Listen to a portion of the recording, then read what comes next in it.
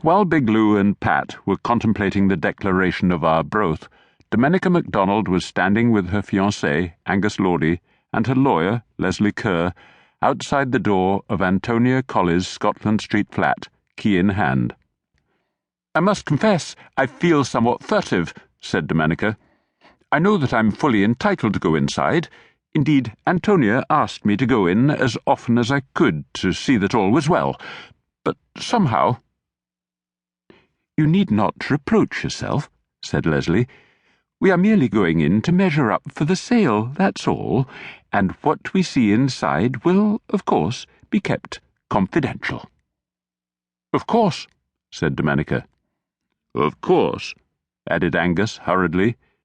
He doubted that there would be anything of any great interest in Antonia's flat anyway. Piles of books about Scottish saints and those unfortunate Russell Flint prints she insisted on displaying. It was extraordinary what people hung on their walls, he thought.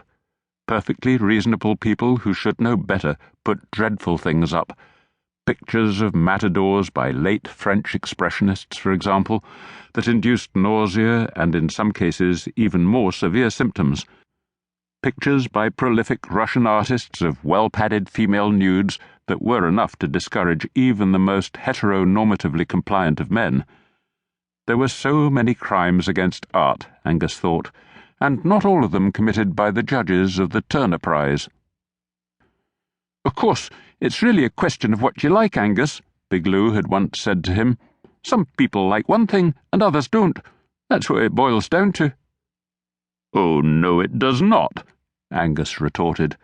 "There is good art, Lou, and there is bad art, and there are aesthetic and even moral criteria for distinguishing between the two."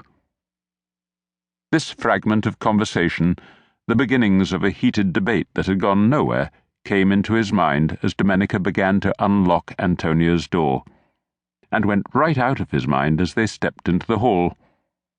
Closing the door behind them, Domenica suggested that Leslie might wish to start there and work out into the surrounding rooms. The lawyer looked about her. "It's a very charming hall," she said. "Some flats have very poky entrances, but this one has all this light."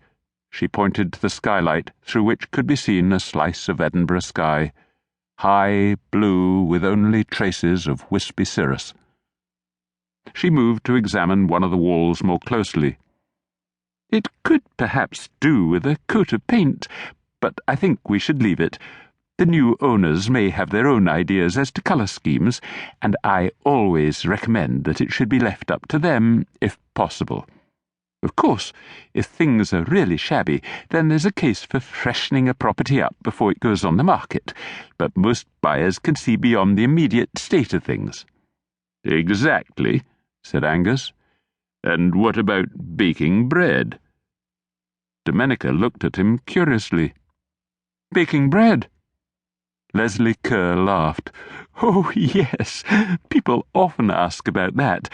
They've read somewhere that the smell of baking bread in the background makes prospective buyers feel more positive about a house or flat." "And flowers?" asked Domenica. "They might help," said Leslie, "but you're never going to impress a surveyor. A surveyor will probably be suspicious if he smells too much baking bread." She extracted her electronic tape measure and took a few readings. "Very nice," she said, writing in her moleskin notebook. They went into the sitting room.